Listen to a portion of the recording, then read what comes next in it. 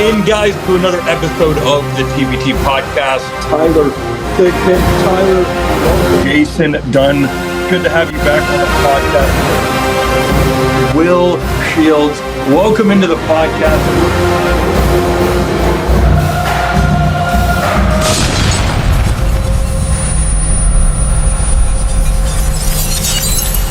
Hey, welcome everybody to the TPT Chiefs Football Podcast.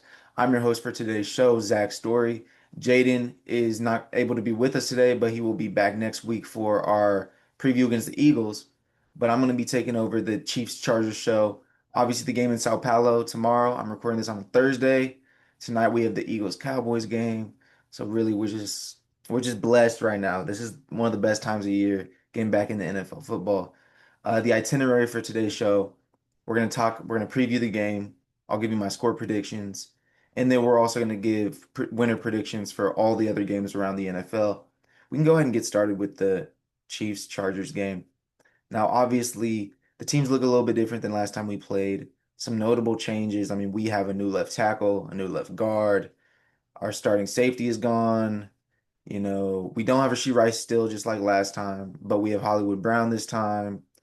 Yeah, those are the main differences compared to last year. Same coaching staff, obviously. And the Chargers, we also took Christian Fulton from them, so they're missing their guy that played their outside corner last year. They lost Joey Bosa, but they still have a talented D-line, obviously, with Khalil Mack and Tuilapelotu, or however you say it. And then they also have added receivers. They added Keenan Allen to the team. They drafted Trey Harris. They drafted that dude with three names, and they added Omar and Hampton in the first round. And so, definitely, I think with that Greg Roman system, they're going to be leaning on Omar and Hampton and Najee Harris a lot because let's be honest, like they had a decent run game last year, production wise, but Gus Edwards and J.K. Dobbins were not the backs that they needed to run that offense. And so, I would expect them to be able to run the ball. Maybe not tomorrow because we always do a great job of stuffing the run, especially against the Chargers. I feel like we do a great job of stuffing the run when we know we're going against a running team, like the Eagles that we played last year. We held Saquon Barkley like 2 yards of carry despite getting killed. We always keep the Ravens in check on the ground. We kept Bijan Robinson in check last year. Nick Bolton went crazy in that game. I mean, guys that we know are going to run the ball, we're able to keep them in check. They obviously lost Rashawn Slater, and that's a huge loss. I saw a stat that they lose about almost zero point 0.1 expected points added per play with him off the field versus on the field, which means on a 10 play basis, that's a whole point that they're not getting that they would have gotten on average if Rashawn Slater was on the field. And so obviously they're moving Joe Alt from the right side to the left side. He should be able to maintain pretty solid to elite play on the left side, but then the problem is you're replacing a top 10 tackle on the right side. At least that's what he looked like his rookie year. With, I believe it's Trey Pipkins who's going to be playing over there, maybe. And so it just is not looking great for them on that right side. Hopefully, we can get some pressure with our guys on the edge. I saw that Omar Norman Lott is practicing again, which he had not been practicing for a while. And so he may even be active on Friday. But even if he's not, I mean, even if he is, I don't expect him to get that much work. Obviously, it's going to be Karlaftis, Omenahu, and then hopefully we get to see some Gelati. I'm not as excited about a Mike Dana just because we kind of see what Mike Dana is. And he's a decent player that's worth keeping in the rotation, but he's not a guy that we can lean on to really like get pressures like that. But hopefully we see Gelati have a great first game. And then obviously Chris Jones. And so I think the biggest key to this game, really, I believe we're going to be able to score points. I know Matt Nagy talked about how during the offseason, with us knowing that Rashee Rice was going to miss a significant amount of time, they had kind of installed two different offenses. There's the Rashee Rice offense and there's the no Rashee Rice offense. And so I don't expect us to look as slow offensively as we did last year after losing Rice during the season, because not only do we have Hollywood Brown back, but also, I mean, we have a better left tackle situation and we've prepared for it. It's a lot better to be able to prepare for it than just to be thrown into the fire. And so I expect our offense to perform well. I'm just more concerned about our defense. I just, even if we hold them to below 20 points, I want to see a defense that is not giving up many yards per play. I don't want to see a great completion percentage. from Justin Herbert because I feel like we're susceptible to just like letting guys honestly have like their best game of the season. And we'll still hold them to a good amount of points. I mean, we were still top five in scoring defense last year, even amidst all of our struggles after the Jalen Watson injury. But I just want to see a defense that is really good like 2 years ago. 2 years ago was elite. If we can be somewhere in between what we were last year and what we were 2 years ago, I feel very confident in our abilities, not just to win this week, but to win a lot of games, 13, 14 games. I think it's all on the defense. The offense, I have faith. The offense is the reason that we win those close games because despite not being as effective all night, I mean, Mahomes still led the league in fourth quarter comebacks and game-winning drives last year. And so we know what happens when it gets close. And so as long as our defense can keep it close, I trust our offense to do what they have to do. Even if they're not putting up 2018, 2020 numbers, if they can put up 2021 numbers, that was the first year our offense kind of struggled. Mahomes had his worst statistical year, technically, even though he still ended with like 38 touchdowns and 12 picks or something like that. But if we can get back to that, sky's the limit for this Chiefs team. Obviously, some of the matchups I'm looking forward to. I'm very interested to see if Trent McDuffie goes back inside with us having added Christian Fulton and Jalen Watson being healthy because the Chargers really they do their damage from the inside. Last year, Lad McConkey was primarily a slot guy. They added Keenan Allen, who obviously was a beast with the Chargers before going to Chicago, and he's always been a slot guy. And so whoever's in the slot, good chance that that's the guy that Herbert's going to look to go towards.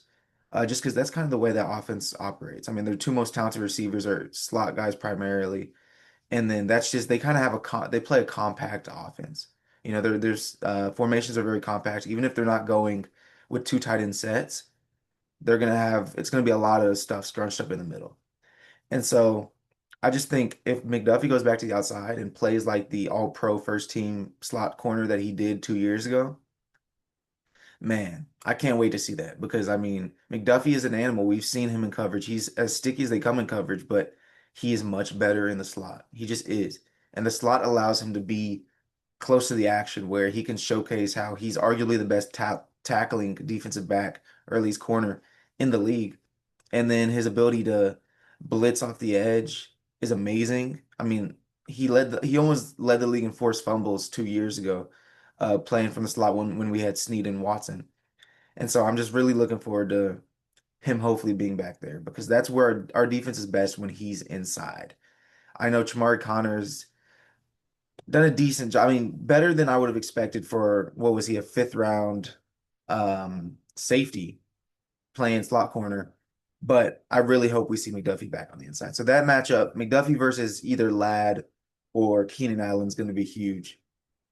And I think on the other side, they don't really have the star power that we're accustomed to on the Chargers defense. I mean, obviously, like I said, they lost Bosa. He's rarely healthy, but he'd always been, if he was healthy, he's gonna affect the game in ways. Derwin James is getting older, but I still believe Derwin James is an elite player. I mean, he just makes plays whenever he's out there. They still have Khalil Mack, but he's a year older. I mean, I know he was elite 2 years ago, but he's a year older. He's probably like 35 at this point. And so they don't really have the star power that I'm accustomed to. They used to have bad defenses during the Brandon Staley era, but you knew that they had the individual talent where they could really make some turnovers, force fumbles, sacks, all that because of the talent, despite Brandon Staley's deficiencies. And so I don't think they have that anymore, but they do have a better coach for sure. Jim Harbaugh, definitely better. And then forgot the name of their defensive coordinator, but they're definitely a better defensive coaching staff than Brandon Staley and crew. And so I'm just interested to see how this new Chargers defense looks. First year without Joey Bosa. Obviously, he went to both Buffalo. And for my score prediction in this game, I say the Chiefs get a good amount of points. I mean, Chargers had a great scoring defense last year, but I think especially week one, we always perform on week one outside of that year where Kelsey and Jones didn't play. I'm going to go with Chiefs 26, Chargers 19. I'm going to go with Chiefs 26, Chargers 19. I think that's a pretty fair. I mean, that has us covered. That has us winning by a touchdown. Unfortunately for the Chargers, they don't even have a home game against the Chiefs this year because we know there's going to be more Chiefs down in Sao Paulo than there are Chargers fans, just like when they're in LA. And so, yeah, Chiefs 26, Chargers 19 is my score prediction for the game. We're going to go over the other games. Not really going to go too in depth on them, of course, because there's 15 other games. I don't got time for that. I gotta go to class. Cowboys, Eagles, first of all. Obviously, the Micah Parsons trade is the biggest story of this. I have the Eagles covering that spread that I believe is at 8.5. I actually got the Eagles at 6.5 right as the Micah Parsons trade took place. And so I was pretty happy about that. I'm going to take the Eagles to cover that spread. Um, I'll say they win 28-20. That would not be covering the spread, but whatever. 28-20. They win by 8. They don't cover. Dolphins, Colts. I'm gonna pick the I'm gonna pick the Dolphins. The Colts are bad this year. They are at home.